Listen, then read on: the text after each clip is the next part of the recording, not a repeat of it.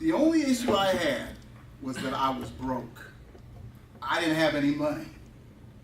And so what I decided to do was to use the fact that I had a baccalaureate degree and start doing that which I love, and that was teaching. So I became a substitute teacher. I went through the application process, the training process, and I finally got the opportunity to start teaching. My first assignment was at an elementary school. And lo and behold, the first class that I got assigned was a kindergarten class. I'll never forget the first day I got there. One of the young kindergartners in my class was there. The principal had this young child there to greet me and then walk me to the classroom. And when I got to the classroom, to the threshold of the door, I saw some words that I have never forgotten. Are you ready to hear it? Emblazoned atop the threshold were these words: "Welcome to the world of the little people." And when I walked in, I peeked in there. There they were, running around, jumping, all different ages, sizes, wearing different clothes, just having a blast. About 20 of them. And the teacher assistant, she was there. She came and approached me, and she said, the instructor, the teacher, she put the lesson plans on the desk, so it's there for you with some notes. And so I went in, and I took a look at everything, and I said, okay, I got this. Now, my challenge was not that I couldn't teach. I wasn't concerned about that. I wasn't concerned even about any disciplinary issues. I could handle that.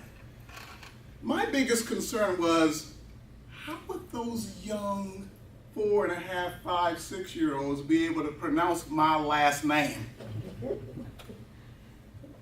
Adults have challenges with it. How much more individuals, young people beginning their sojourn in the academic odyssey? And so I was thinking what to do, and I came up with an idea. The teacher had left for me one of the lesson plan items there was a story time for the young people. And so I decided to move it around, and we were going to do story time first. I was going to use the power of listening to get the young folk to be able to say the last name. And so the book that we were reading was like a knockoff on the Three Little Bears story. And so I took the book and I changed things around on it. Rather than where they have the mama bear, the daddy bear, the baby bear, I changed it up. Instead, it was mama bear, baby bear, and Igwebuike bear. And so I got them the kindergartners to sit around the floor. We were sitting down Indian style. All around me, they were all excited about being read to, about the book being read aloud to them. And I started reading. Igwebuike bear goes to baby bear's bedroom. Igwebuike bear wakes up baby bear. Igwebuike bear fixes breakfast for baby bear. Igwebuike bear helps baby bear put on clothes. Igwebuike bear takes baby bear to the park. Igwebuike bear pushes baby bear on the swing. Igwebuike bear catches baby bear as baby bear slides on the slide. Igwebuike bear takes baby bear to get some lunch. Igwebuike bear helps baby bear with his dinner. Igwebuike bear takes baby bear a bath. Igwebuike bear puts baby bear to bed. Igwebuike bear, hugs baby bear, good night. And then I said, and who did all these things for baby bear? And the young people said, Igwebuike bear. I said, we got it.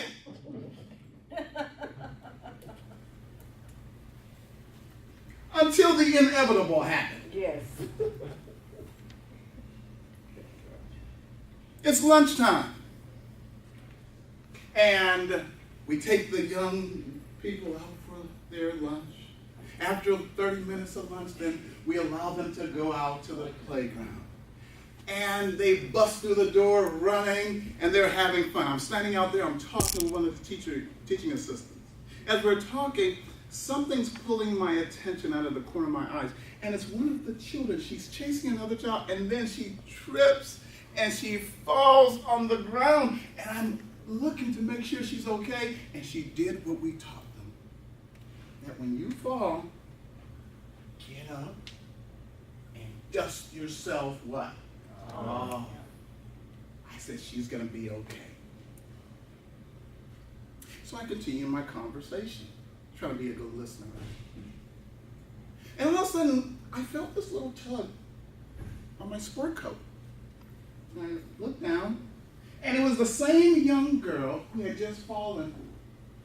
She's tugging on my coat, and she's looking up at me with her milk ball chocolate eyes. And she says,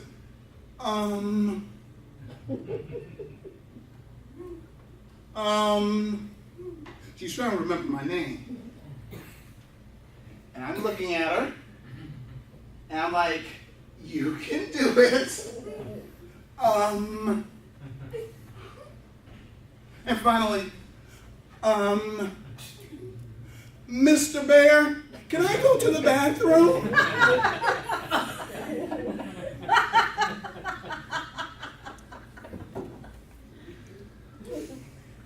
I say you win some and you lose some, right? Right. I say just because we say it doesn't mean people have heard it, right?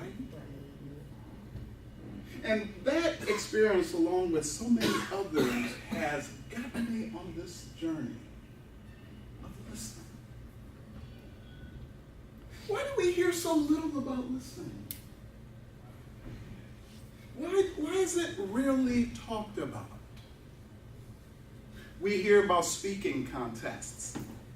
We hear these accolades about individuals who are golden-tongued orators or silver-tongued orators.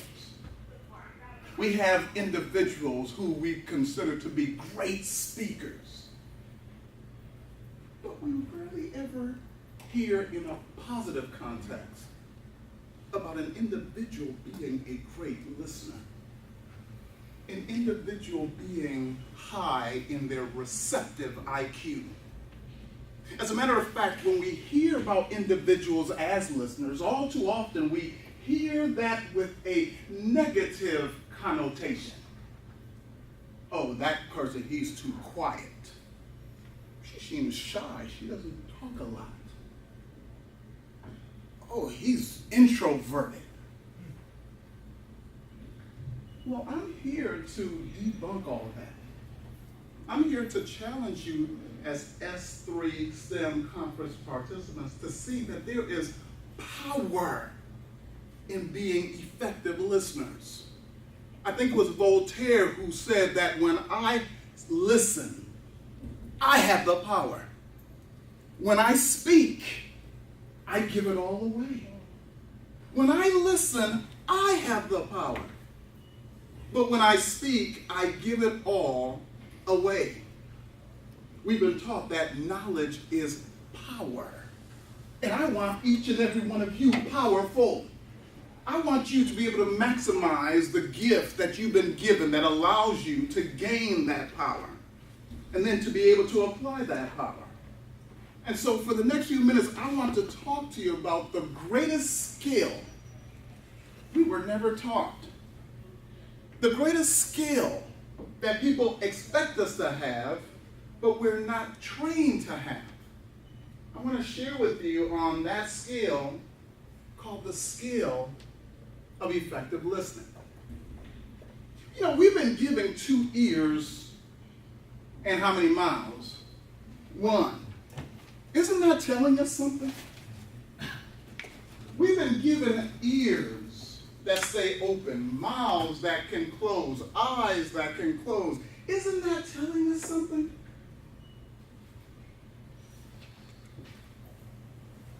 Well, let's go ahead and probe this notion of the greatest skin. Never taught. But to begin, let us prepare ourselves. A farmer does not just go out and plant seeds. Before the planting, the farmer does something far more critical. The farmer prepares the soil. The farmer gets it ready to receive the knowledge, to receive that which is going to produce the harvest.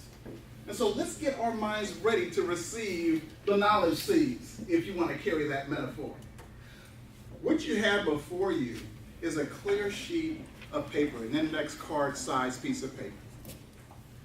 And what I want you to do for the next few minutes or so is I want you to consider what is stopping you right now from being fully and totally present. Are you looking forward to your 2-hour break? Are you hungry? Are you a little sleepy? What's stopping you from being completely here? I know you're here in bodily form, but are you here spiritually? Are you here psychologically? Are you here emotionally? Or are you elsewhere? Are you thinking about the text that's pinging on your phone? Or are you waiting for somebody to call you? Or are you wondering about the checks on your Instagram page? What is stopping you from being here? Take a moment, take a little time, and jot it down on the piece of paper. You don't have to put your name on it, but just take the time for a minute or so and just capture those thoughts that might be playing now on your YouTube station. And as soon as you're done, I'm going to collect it and give you the opportunity to drop the bags. Thank you, Tom. Thank you. Thank you. Take your time. Thank you, Tom. Thank you all. Thank you, Dave.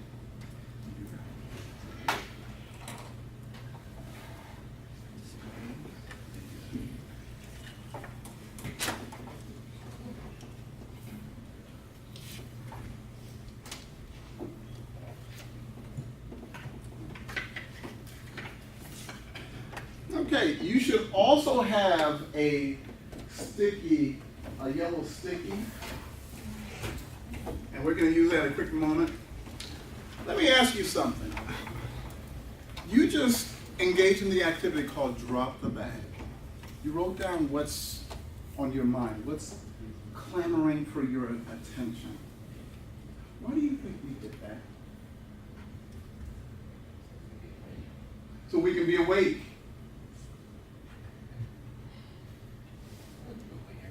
So we can be aware.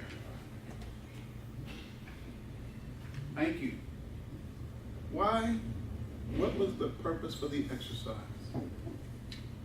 Refocusing. A refocusing. Any addition? Show you that you really wasn't paying attention. Like you were, but you really weren't. Thank you for that. Show you that you really weren't paying attention. You were, but you really wasn't. Any others? One idea, in addition to those that have been shared, as to the purpose for the exercise, is to give you the opportunity to listen to yourself. To listen to you. To give yourself the gift of being heard. It's a powerful gift. William James, the father and the founder of modern-day psychology, has said that the deepest craving of the human soul is to be understood. The deepest craving of the human soul, of a human being, is to be understood. We crave it much like a baby craves milk. And if I were to ask you, have you ever been misunderstood, every hand in this room would go up.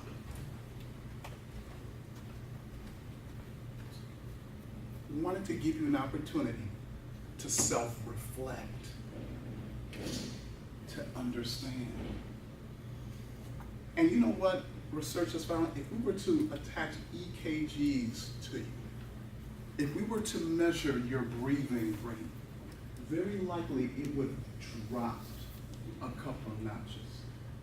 You would have relaxed a little bit by giving yourself the gift of being heard.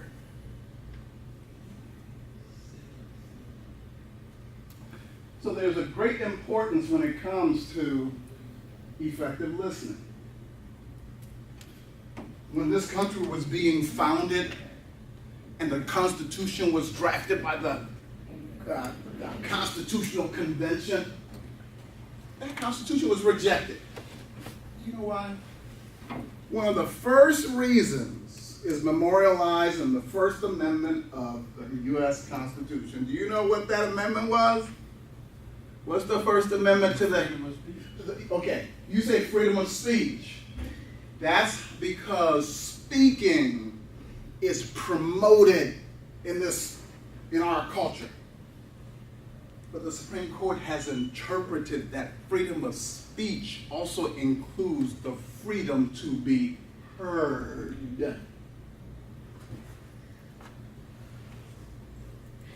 The freedom to be able to petition your government and be listened to. Democracy is founded on people being able to be heard. Everybody at least has a voice. And so M. Scott Peck knows that we cannot let another person into our hearts and minds unless we empty ourselves. We empty ourselves. How can you listen to others when you got all this going on in your mind? How can you listen to others when you've not listened to yourself? Empty yourself so your capacity, your listening capacity can grow.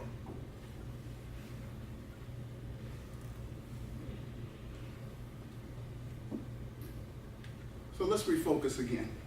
What are we talking about? How do we define listening? This is my definition of listening. Listening is the divine art, deliberate consciousness, and the disciplined practice of acknowledging others' needs to speak, to share, be heard, listened to, and understood ahead of our own. It's a divine art. This is borrowing from the 12-steppers. You can't do it alone. You need supernatural help. And if you doubt that, you think about the last person that you had an argument with. Did you give them time to get their point across? Did you allow them to speak? Were you cutting them off? It's a divine art. It's a deliberate consciousness. It's a mindset, and it's a disciplined practice. It takes a lot of practice, and that's why we're doing some of these exercises. Well, let's go ahead and expand your vocabulary, your listening vocabulary. Let's do our word of the day. Our word of the day. And the word for today, to expand your listening potential, is the word sub-audition. Can anybody tell me what sub-audition means? Under hearing?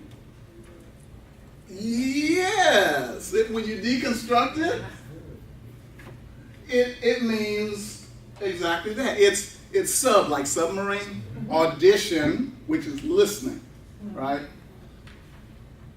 But again, because our Western culture has, when you think of audition now, it's expressive rather than audition, meaning you're listening. It's listening beneath the surface. It's listening deeper, deep listening, doing a deep dive. It's listening beyond the words. It's looking for the implications as well. Peter Drucker, the management consultant, said that the key to communication is to hear what isn't being said, to be subauditory. Think about an iceberg when it comes to communication. With respect to an iceberg, only the tip is submerged, but the larger proportion of the iceberg is underneath the water. When one communicates, very often, the words are just but the tip of the meaning. And to really get at the meaning, we have to dive deep, get under. We have to be subauditory, is what that's getting at. And as you know, we communicate in two ways, verbal and nonverbal, right? As a matter of fact, sophisticated listeners, we have to be very careful with that. That the fact that we communicate verbally and nonverbally, sometimes we're conditioned to expect certain things based on race, based on gender, based on clothing. Research shows we judge people in a millisecond, first of all, based on their race. Second, based on their gender. Third, based on what they're wearing. We do this in a fraction of a second. And so we have to guard those biases that all of us have in our communication encounters. When it comes to verbal communication, note there are 4 ways we can communicate verbally. What are the 4 ways? Expressive and through reception. Expressive communication includes the sending portion, such as speaking and writing. In terms of the receptive piece of verbal communication, it includes reading as well as listening. I said all that to now say this. As to the 4 major forms of communication, as to the speaking, the writing, the reading, the listening, how many of you have ever had a speaking class? Raise your hand. I want the cameras to catch this. How many of you have ever had a class that taught you public speaking, oral communication? Very good. How many of you have ever had a class that taught you writing skills, how to write, how to compose a paper, draft, for example, a memo? Okay, thank you very much. How many of you have ever had a class that taught you reading comprehension, how to analyze a paragraph, read a book, analyze books? Very good. How many of you have ever had a class that taught you how to listen, how to be empathetic, how to listen from another person's point of view?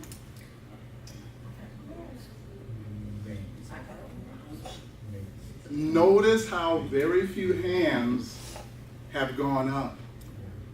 And yet, we will see that the listening sense is one of the key senses that gives you the ability to speak, to read, to write. So, here's our quote for today. Our quote is this: work hard. This is tying in with the game, the game theme for the conference. Work hard in silence.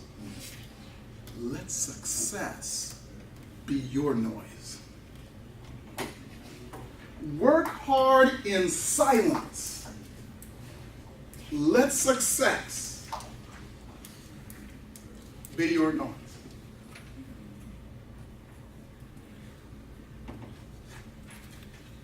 You all have the yellow and the orange and the blue stickies. I want to do an activity. What we have is, I want to you to come up here and rate yourself as it pertains to your competency in listening. Are you highly competent? Are you competent? Are you one who needs a listening workshop? Please come and just put your sticky. You don't have to put a name on it. Just put your sticky so we can get a feel, a statistical feel where the class falls in terms of this event.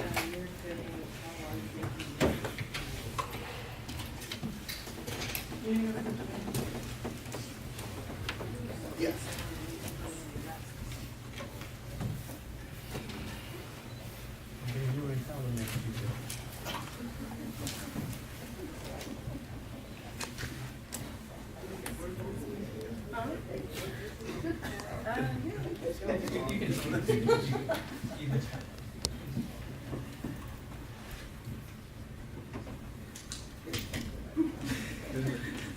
I said, Cody, you mentioned it?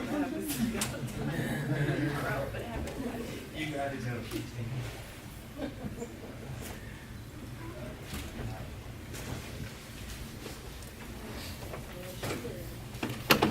My wife keeps telling me, listen. I don't know, I listen. You think I don't listen? Many men have that thought Yeah. with their wives. Okay. Just with their wives. And so we see our statistics where we fall in the continuum here. We have one who's highly competent. And I'm always intrigued by that as one who's on a journey on how I can become highly competent as well. Anyone wish to share how one garnered the high competency? Hey, Alfred. I added that because you talked about being able to practice audition. So being able to hear people, but also hearing what they're not actually communicating. So I think that I do have the ability to understand the emotionality of it. So that's why I put that there. Very good. Thank you for sharing. And then we have quite a few who are competent. Might you share how you garnered your competency? Yes. I'm an evaluator, and I had to learn that. I had to learn to hear what people are saying when I do interviews and focus groups, hear what they're not saying, listening for what they're saying in light of what it is the work was supposed to accomplish. And then I was also a licensed minister, and that's one of the things they taught us how to do, is how to listen to people and hear their heart. Sometimes people don't have the words to articulate, and you watch people and what they do. So when I saw the behavior part, I'm like, okay, because I watch what people do as a way to understand what they're not saying. Thank you very much for sharing that. Anyone else wish to contribute? Yeah. I guess I'm not really much of a speaker myself. I usually keep quiet and I stick to the back of the room and I listen. Honestly, it's mostly that, growing up, I come from a place where everyone's always arguing, fighting. No one wants to hear me. And I sit there in the back of my mind thinking, this is so annoying. You could fix this if you just did this, and you fixed this if you just did that. But growing up, I did the same thing, and I thought, I'm kind of stupid too, acting that way. So I got quiet. And you can hear my voice trembling. I don't talk much. But I thought, if I could listen, then at least maybe I could do something. And then all of this foolishness, fighting between everyone can stop, because I don't keep too many people close by, so I don't like them fighting with each other. So I like to at least listen and stop as many of these arguments, at least let them hear themselves. Because, like I said, I keep a small, close group, so I want to keep the arguing down as much as I can, but I still make the same mistakes myself. So I think I can listen, but I still think that there's a lot I need to listen to myself. That's right. Thank you for sharing that, and thank you too for sharing as well. Appreciate the input that you've shared as well. I want to commend the group for creating an environment where honest and frank communication can come forth like that. Winston Churchill said that courage is knowing when to stand up and speak. courage is also knowing when to sit down and listen. So I appreciate the courage to speak and to listen. Thank you. Google understood the importance of listening. In fact, in its earlier iterations of its mission statement, one idea that had come forth was that their mission was to write these algorithms that would hear what the internet is saying. Interesting. Yes, sir. I want to give you an Arab proverb. It said, if talking is from silver, listening is from gold.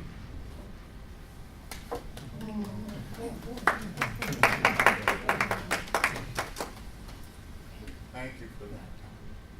If talking is from Silver. silver, listening Is from gold. is from gold. Thank you. In fact, when you look in your package, you'll see quotes that are in there. And we'll do an activity with regard to that. I may have to add that. Thank you. Just give you 1%. Very good. Let's talk about some listening facts to arm and further equip you with powerful tools that you can use in the workplace, in your personal life, in your professional life. Very quickly, were you aware that your listening sense is your first fully formed sense? Were you aware of that? Yeah. As a matter of fact, I'm sorry? You listen before you talk. Right, there you go. I mean, there's the evidence. You have to listen before you talk. Thank you for sharing that. And you were saying something. Oh, well, like, I know my mom, like, talked to me while I was in the room and, like, listened to music and stuff, so I know that that's the first thing that you're able to do in terms of senses, so. You're exactly right. That's our slide right there. At 3 months, a child in the womb has the hearing sense fully intact. All the internal organs for hearing are fully formed at about 3 months. As a matter of fact, the outer ear is still forming, but the inner ear is fully formed. So right there you see the outer ear of that child. Now keep in mind, for those of you who are scientists, how do we get to see this image? We see this image using ultrasound. We're using sound to see. All right, here's another one. Did you realize that your hearing sense is the fastest sense to the brain? Watch me now. Don't skip over this too fast. Your hearing, the auditory cortex is on the sides of your brain. Are you with me? But look at your visual cortex. Your eyeball is right here. This is your frontal lobe. Your eyeballs are here. Your visual cortex is way in the back. Look at the distance that the neural pathways must go through in order to reach the visual cortex. But for your hearing, it's right there. It's the fastest route to the brain. I think that's telling us something. You've been given 2 ears and 1 mouth. Some say so that we can listen more than we speak. Others say so we can speak half as much as we listen. Others say it's because listening is far more difficult to do than speaking. But we're given 2 ears and 1 mouth. It's telling us something.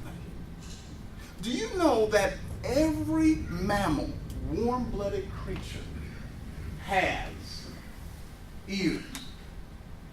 But not every mammal has eyes. For example, the mole.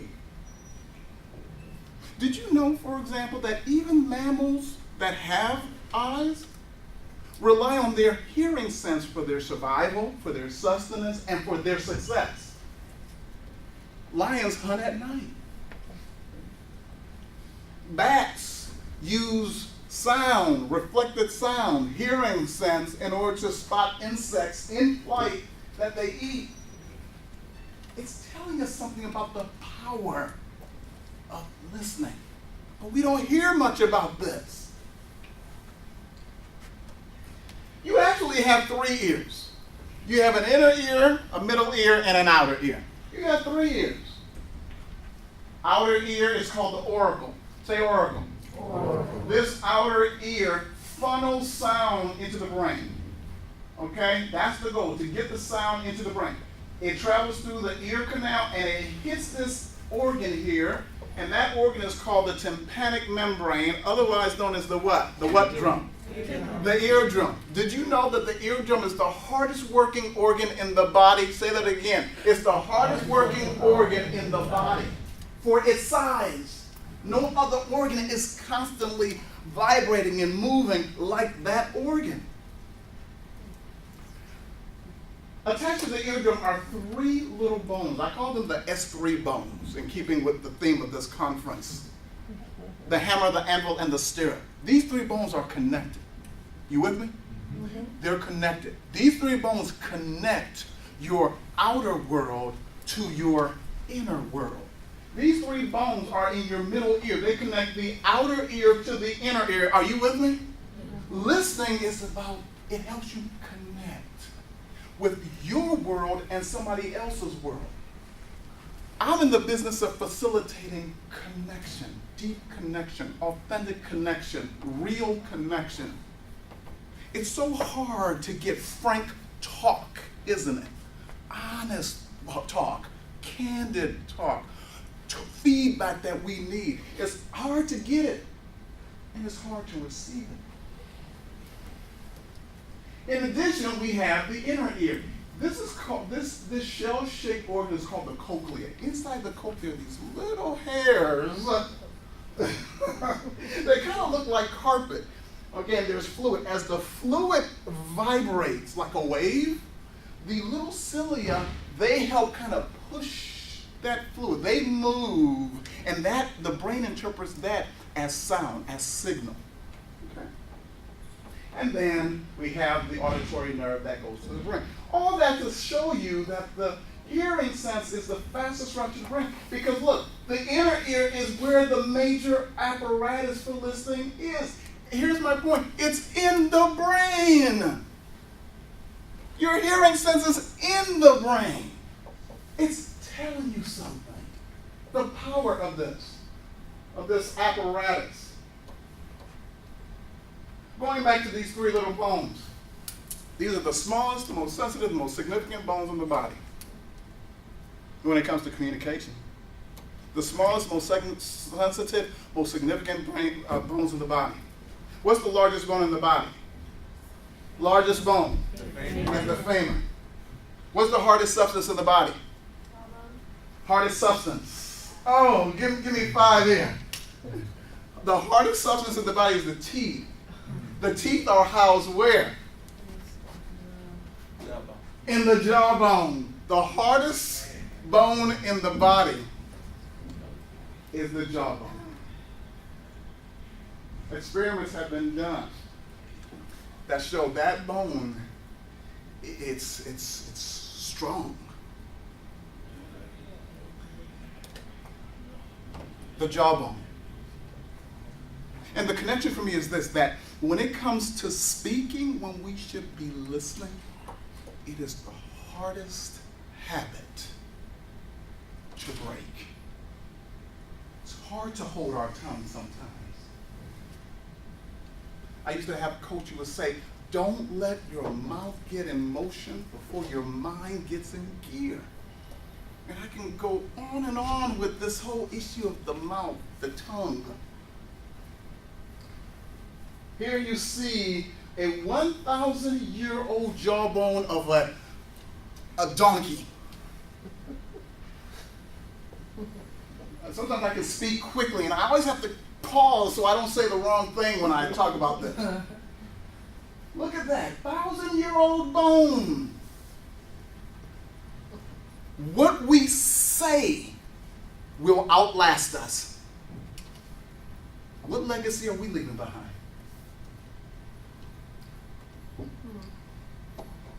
Here we see, there's a story about this prophet named Samson. Here he's holding, guess what? Jawbone of a donkey. And the story says that he annihilated 1,000 Philistines with this jawbone. How many of us are annihilating some of our opportunities because we're using the jawbone rather than the listening bone? How many relationships could be improved using more of the listening bones as opposed to the jawbone? Could your family use more of your listening bones and a little less of your jawbone? I know mine could.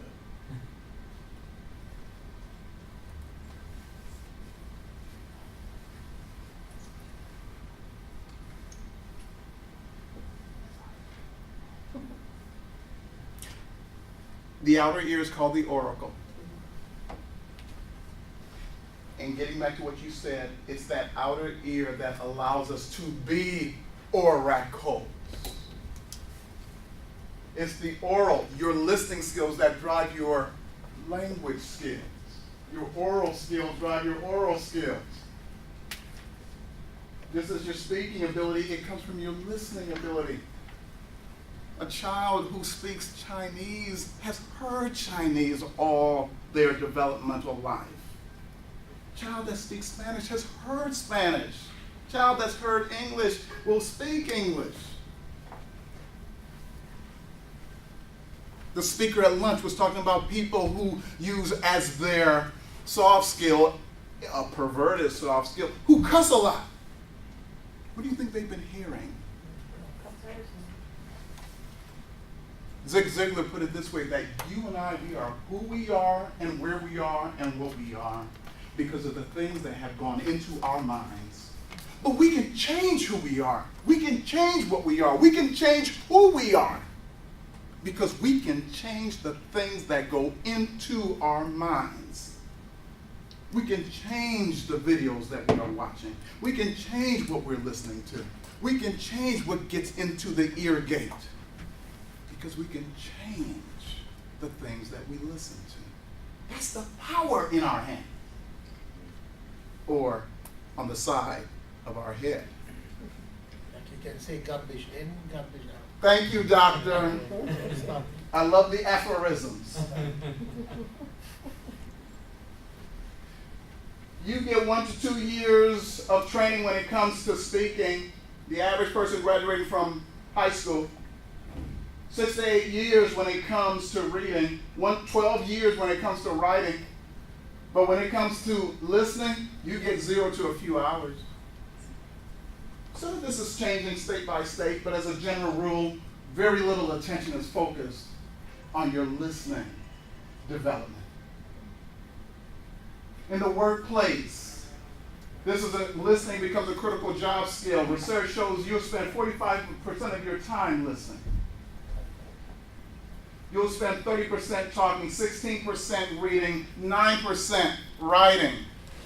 But let's superimpose that with the years of training. The skill that you use the most, the soft skill to be used the most in the workplace, to make you effective, to make you progressing, promotable, coachable, teachable, learnable, is the skill you are taught the least. You mean to tell me it is possible to graduate from high school and never be taught how to communicate receptively with another human being? It's possible to graduate with a high school diploma and not know how to empathize with another human soul. No wonder we get so much miscommunication, misunderstanding. Because the most used skill is the least taught skill.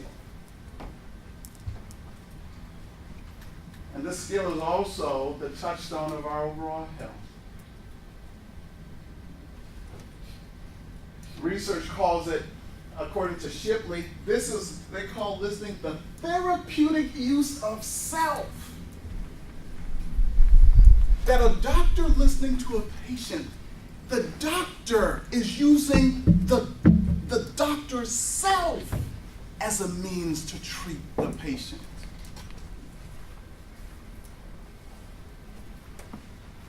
Listening is most likely the most ancient of healthcare skills. Research shows that people long to be heard, and look at the ear in between the word heard.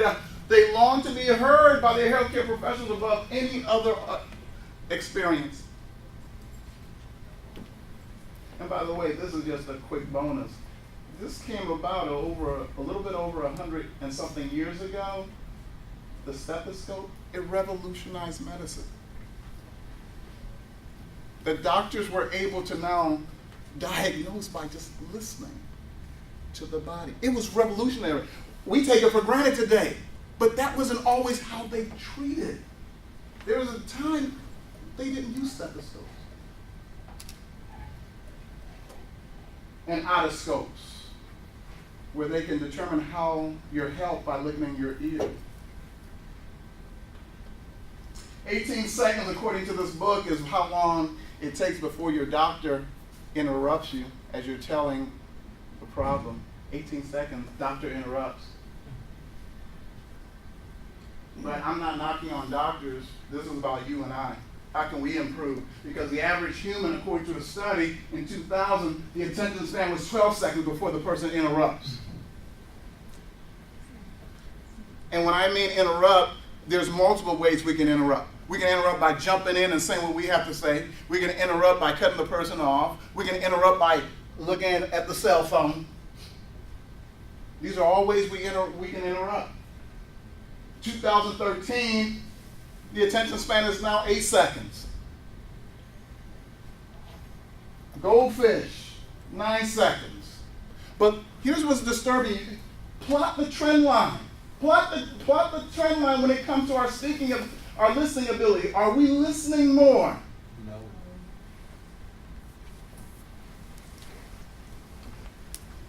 So there's an urgent need.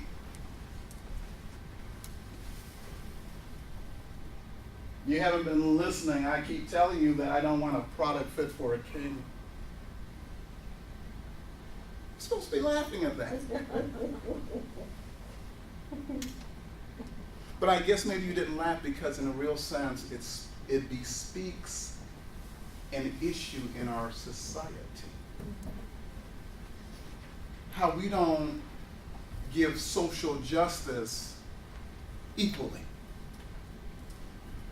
We listen differently depending on who the person is, what their gender is, what their race is, what their socioeconomic background is, what their faith is, what their zip code is. And so we ought not be surprised that this is becoming the new normal of communication, where we don't listen with someone, we're listening to. This is the new normal. It's no longer mouth and an ear. Mind you, it should be mouth and 2 ears, right? So it's no longer mouth and ear. And it's not even mouth and two ears, or mouth and 1 ear. It's 2 mouths, no ear. That's the state we're in. And then when you take the time to focus on someone, to listen, be silent, what are you, the way you're looking at me.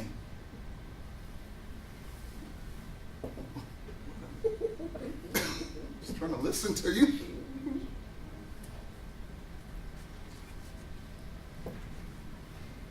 So we find listening, or the lack of listening, steeped in mistakes and missteps, misnomers, misjudgments, mistreatments, misutilizations, miscalculations. Call them the M&Ms. So we have so many myths associated with listening, that words have meaning, that each word has one meaning, that hearing is listening is weakness, listening is passive, that our intentions should be enough for what gets perceived.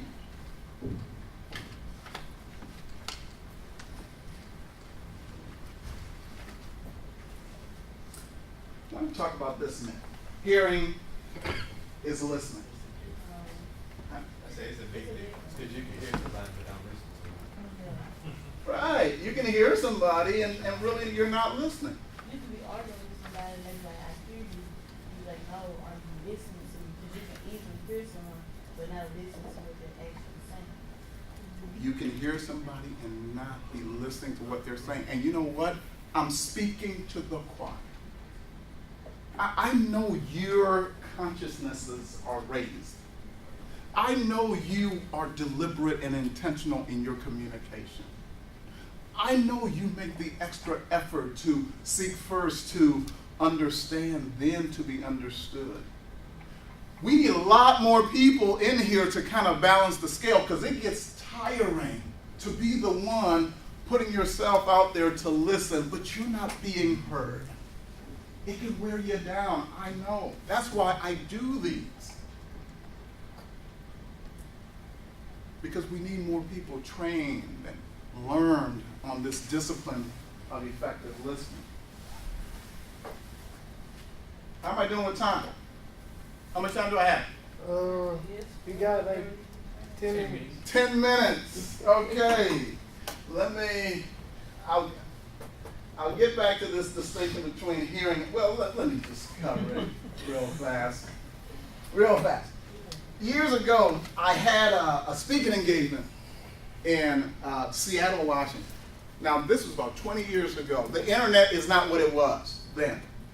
Okay, and I had come across a word right here. This is the Chinese word for listen. You see that? And when I saw that on the internet, I couldn't find how to pronounce it. In fact, I found that word is really 6 different words. And I was just flabbergasted how to pronounce this word. I searched and searched and searched the internet, couldn't find it. Again, 20 years ago, it's not like today where there's 1 billion uploads every hour, okay? So, my speaking engagement's coming, finally it's here. I still haven't found out the meaning, but I wanted to share with the audience. So, I had an idea. I was going to land in the Seattle airport. So, I figured that what I would do is I had a printout of this word, and as I walked through the airport, because Seattle has a high concentration of individuals from Asia, I'd be able to find somebody who can tell me how to pronounce it. Okay, again, this was 20 years ago. I was late 20s, okay? I don't want you to walk out of here and think, I still do stuff like this. I don't. I've grown, okay? You want to show them a picture of where I'm at? So I'm walking through the airport with this word, and when I got out the plane, I saw someone who I thought was maybe of Chinese origin, and I said, ma'am, could you please tell me how to pronounce this word? Excuse me, I'm from Thailand. I'm Thai. Sorry. Walking, I see a gentleman. Excuse me, could you please tell me how to pronounce this word? I'm from the Philippines. I don't know. Okay. I see another lady. Excuse me, ma'am, could you please help me? Ma'am? She runs away from me. So, oh, I'm giving this thing up. This is, I don't know why I even decided to do this crazy idea. So I continue to walk, and I see this young man. He's got a lot of tattoos on him. He's wearing really hip clothes, very young, wearing a Brooklyn Dodgers hat, a baseball cap, and I don't know, something just came out of me, and I said, let me try one more time. And I said, excuse me, I got to do this workshop. I got to do a listening workshop. I've been at this a long time. I'm trying to pronounce this word for my audience. Can you help me? Can you tell me how to pronounce this word? He said, yo, cuz, I don't know. I'm from Brooklyn. And he walks away. stops. He says, hey, all you have to do is call the foreign language department of a major university. They'll tell you. Wow. And I listened. Now, no, it was too late for the workshop. But when I flew back to Ohio, the university I was at the time had a very large foreign language department. And I called them, and I told them what my quandary was. They told me, why don't you just fax it to us so we can see it? We used something called faxes back then. Yeah, okay. And so I sent them a facsimile of it. And the graduate assistant, the TA there, when he read it or saw it, he called me. He said, this is how you pronounce it.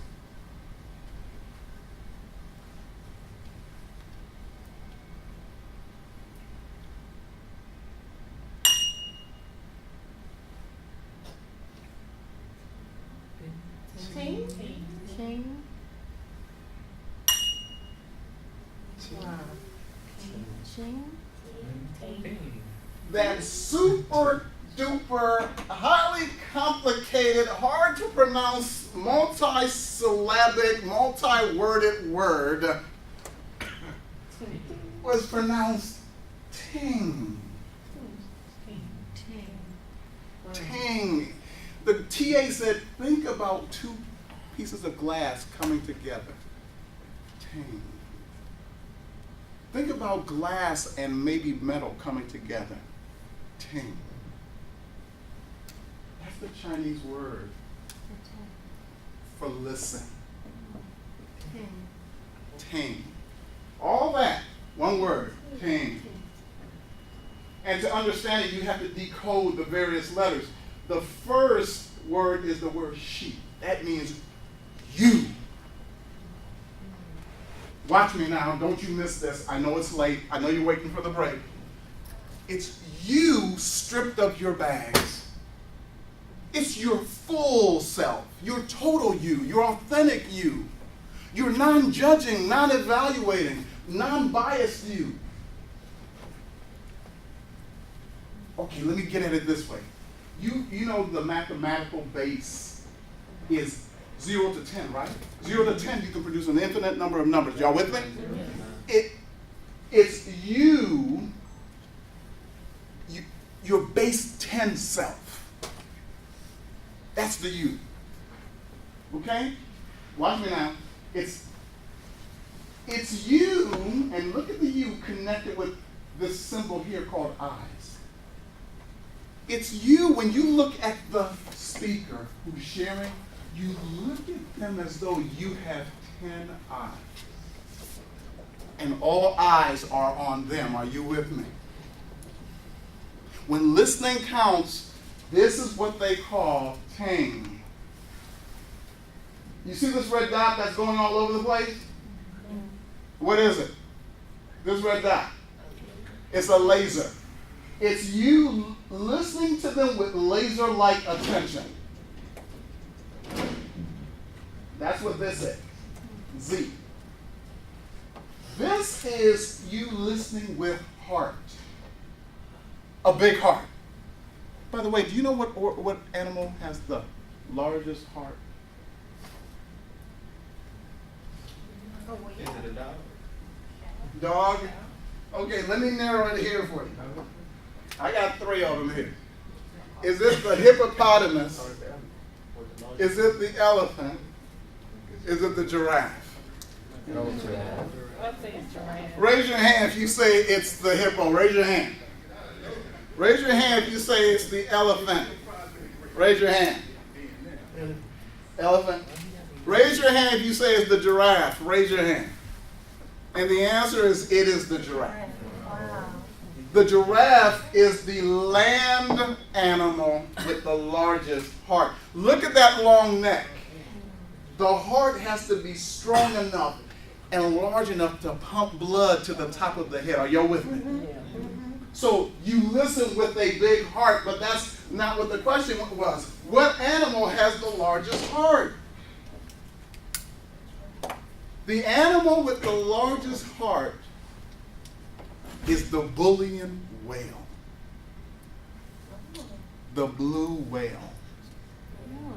The blue whale has a heart large enough where a full-grown man can literally walk through its arteries, its chambers. It's the size of a little bit larger than a Volkswagen. It's as large as weighs about as much as a cow. So that's the largest mammal. Yes. The largest land animal is the giraffe. That's a Jeopardy question. We're going to be right on that one. And then here, this symbol stands for royalty. When you listen to somebody as though they were a king or a queen. You've heard of servant-based leadership? This type of listening captures. And then finally, to effectively listen, we need to listen with our ears, both ears. So this is listening with our total self, verbally and non-verbally. So listening's hard work.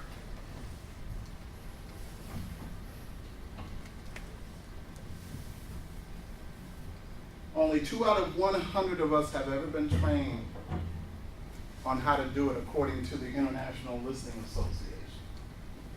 It's a very difficult thing to do. That picture there, before I conclude, is my youngest daughter. Her name is Natalia. Last year when I presented, she had gone to the state spelling bee. She had represented Mississippi in the spelling bee. I don't know if y'all heard what I just said. That's amazing. She's a 10-year-old girl. She was representing, she went to the state. She represented her county, 10 years old in the state competition. It was a difficult journey, but this 10-year-old did it in the 6th grade. Oh, wow. Wow. Okay, well, I'll just move on. Okay, thank you. Here we go. Good work. Good job. Wow. Well, the good news is that she didn't win, but in about 1 month now, she'll be there again as a 7th grader. Wow. Come on. Wow. Thank you all. I mean, this is a future STEM grad now. Wow. And she has another year. She's representing her school and everything. Oh, okay, very proud of her. She's maybe 8 years old there. I had just started working at the university. I started working as a vice provost, and so normally for the summers we would go up to Toledo, Ohio, where I'm from, and spend a significant amount of time, a couple of weeks with my parents and my wife's parents. And so this time, because I had to work, I just sent the family up, and then I came back and worked for another 3 weeks, 4 weeks. And so she would, that's not FaceTime, that's Google Hangout. So every evening she would call me and we would hang out. And so one night, she called me and I just come home from work. I don't know if you can see my little image there. You see me in my t-shirt down there? Yeah. Okay. So I had come home, it was a long day, and as soon as I just about got there, the Google thing went off. And so, hey baby, how you doing? How's grandma doing? How's the family? And that might be her trying to do the hangout right now. And so I'm like, I hope you're doing well, and I hope you're having a nice day. And all of a sudden, as I'm asking these questions, her hand goes up like this. And she runs away. And then she comes back.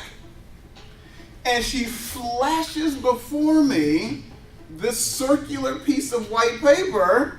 And as she's flashing it, I'm reading it. And lo and behold, this is what it says. It says, I can hear you, but you can't hear me.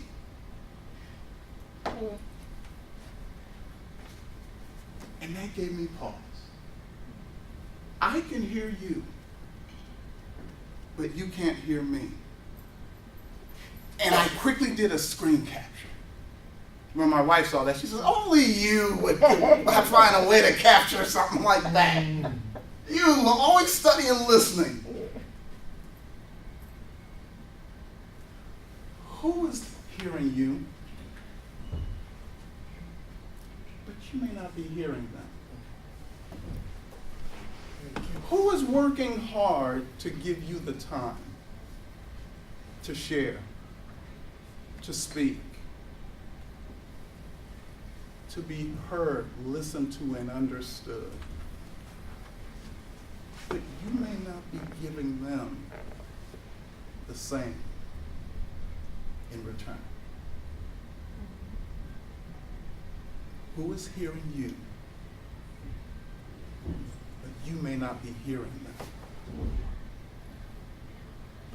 That may be the most important listening question, not only to ask, but answer.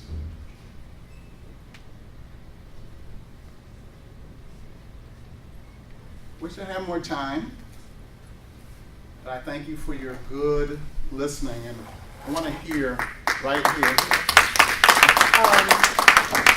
When you study listening, which is something that we said we actually try and hear people, we were saying that, do you find that that happens more often to you? I thank you for that question. I think this is what you're going to. Not that I'm reading your mind. This is how I'm receiving it. When you get on this journey for listening, you will not be quickly rewarded.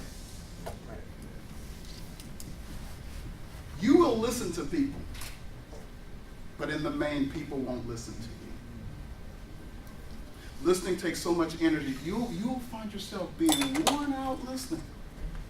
When people find out that you have this disposition to hear, to listen, to understand, to respond, and seek to transform, you'll be inundated with people calling, reaching out to you.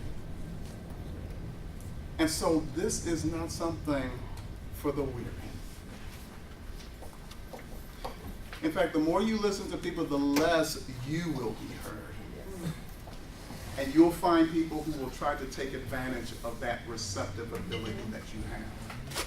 So there's another part of this workshop when I do the eight-hour seminars where the last hour is devoted to listening self-care and even putting up what's called listening boundaries in order to keep yourself healthy and vital. Again, thank you all for your participation. You've been awesome. Thanks for your evaluation.